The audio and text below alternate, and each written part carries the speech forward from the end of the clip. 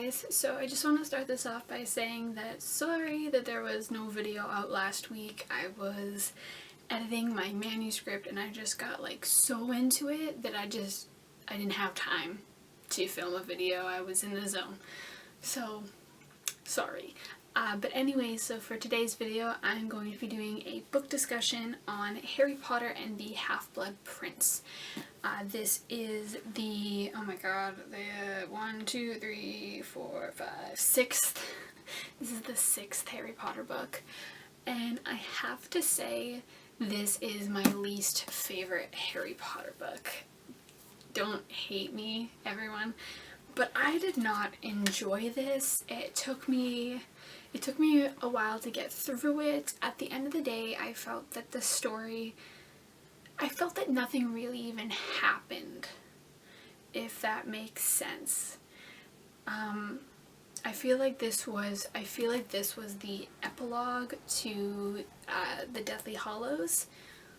Like, I feel this was like, oh, what is it? I feel this was like a 500-page epilogue, basically. Just to me, the entire novel felt like Harry just being really horny for his best friend's younger sister, which was weird to me. It was a really weird direction for this book to take. That's how it felt for me, and everyone's entitled to their own opinion, but to me, I found this one boring. Yeah, it was about, one of the more interesting things was the fact that Harry got to find out a lot more about Voldemort's past, which was very interesting. I just feel like it was done in a I'm gonna tell you exactly what's been happening kind of way. Like, you know, it wasn't really, it was like you were reading a book about Voldemort's past, and like page after page after page was it, and nothing really exciting was happening. Like, it wasn't like, oh, you found this thing and that's what this means. Like, no, you're literally just watching the memories of everything play out. So I thought that it was kind of a, I don't want to use the word lazy, but like, you know, it was just kind of, it was an easy way to explain it, and I would have liked if it was a little more, if I got to think a little bit more about it and be like, wait, so this means that this happened and this means that this happened, instead I was just told everything, which was kind of, you know, it put me off a little. And I have to say that this book, more than any of the other books, I cared more about the subplots than I did about the main plot of finding out who Voldemort is and finding out how to essentially defeat him. I cared a lot about Ron and Hermione and what was happening, and Ron was dating Lavender and Hermione was like, but I really like you, and then there was all this like angst between them, and I really liked it because, you know, if you've been following me for a while now, you know that Ron and Hermione are endgame for me. So, like, you know, I just loved it, and I loved them realizing that they were the only people that wanted to be with each other, and like, you know, I love that. I also loved Bill and Fleur are engaged, and Molly and Ginny like don't like Fleur, and I'm like, why don't you like Fleur? She's honestly amazing. And then it was like there's all this angst between like Remus and Tonks, and like no one knew why. And another thing, Harry is like the least observant protagonist that I think I've ever read, and I'm kind of like, really, Harry, open your eyes. And he's like, oh, Tonks's Patronus changed to a wolf. Was she that close to Sirius?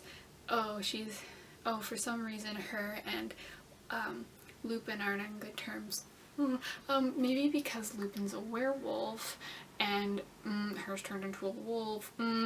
Harry, you know, it was one of those things. But also, spoiler alert, I liked the one of the end scenes after the battle of like the Bell Tower, which I will get to later, so no spoilers for that. But later, Bill was actually attacked by Fern Greyback, right? he was attacked by a werewolf. He got like really slashed up, like all over his face, and Molly is bawling and she's like, oh my beautiful boy, my beautiful boy, and he was supposed to be married. And Fleur's like, and what does that mean, he was supposed to be married? And it was basically like Molly saying that she thought that Fleur was gonna call off the wedding because Bill was no longer attractive. And Fleur, my queen, just stood up to Molly and was like, nothing will make me stop loving him. He is beautiful. All his scars prove is that my husband is brave. And then, like a true queen, she says, I'm attractive enough for us both. Like, I loved her, and like, don't get me wrong, I absolutely adore Molly Weasley, but like, you know, she needed to be taken down. She needed to be taken down a couple notches, and Fleur did that, and it was beautiful. And then also, Bill, and like Fleur saying this about Bill inspired Nymphadora Tonks to confront Lupin and be like, see, she doesn't care, because the whole thing about that was that Lupin didn't want to be in a relationship with Nymphadora because he was scared that he was gonna hurt her, scared that he was gonna ruin her life and her reputation, and just didn't want, like, and then Tonks is like, see, she doesn't care, Fleur doesn't care that Bill might be a werewolf now. I don't care that you are, and I want to be with you. And so it was, I think this is one of the storylines in Harry Potter that no one really talks about, is the fact that Bill and Fleur basically got Remus and Tonks together. And of course that's something that you really didn't see in the movie, like, at all. You didn't even meet Bill until like the last movie. But oh my god, but it's one of my favorite storylines for sure, and I absolutely adored it. Okay, so now I guess I'll get to the Battle of the Bell Tower. It was this whole thing. What I found really funny about this is that for every book, except every book until this, Harry, Ron, and Hermione were always like, it's Malfoy, it's Snape, it's Malfoy, it's Snape.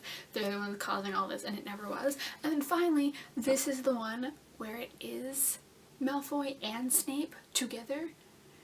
And then they're just like, it's probably Malfoy and Snape, and they don't even do anything about it because Ron and Hermione are too busy pining over each other, and Harry's too busy going with Dumbledore and being like, hey, we gotta do all this, and he finds out about the Horcruxes, that, like, that Voldemort split his soul, like, is it 7? Was it 7 or 6 Horcruxes?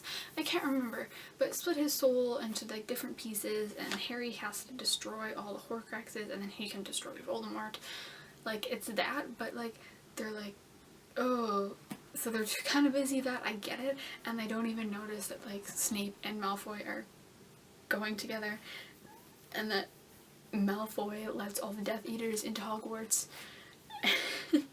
Then they're on top of the bell tower, and spoiler, Malfoy is supposed to kill Dumbledore, and then Snape kills Dumbledore.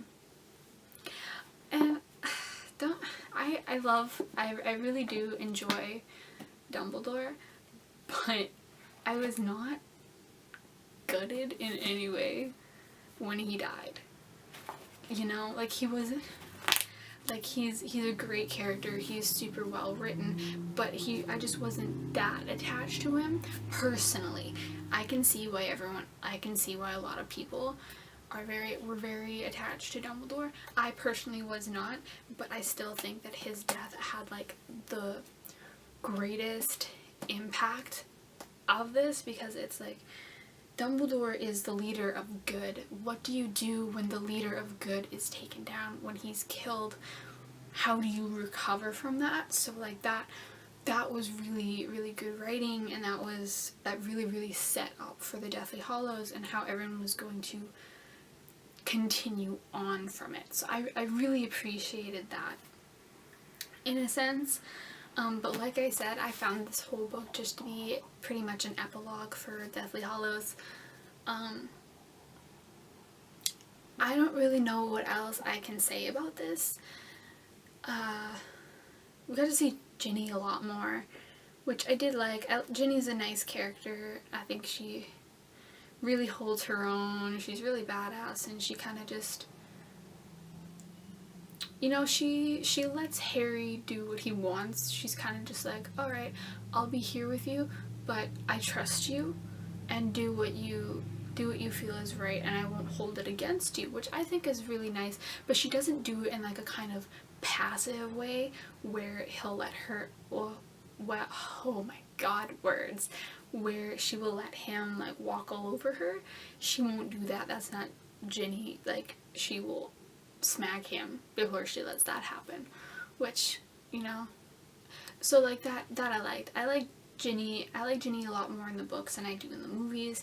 I feel like she was a very well written character in the books. Okay, so that's really all I have to say, actually, now that I think about it. So that's really all I have to say. Next week I'll be doing my wrap-up and my TBR.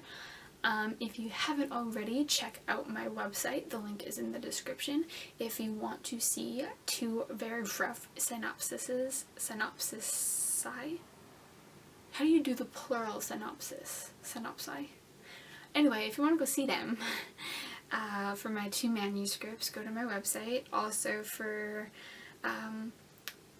pretty active recent updates on my writing journey, follow my Instagram and my Twitter. Links are in the description. And please comment what you thought in this video, and please subscribe to my channel. I put out new videos every Tuesday, and thank you so much for watching. Bye!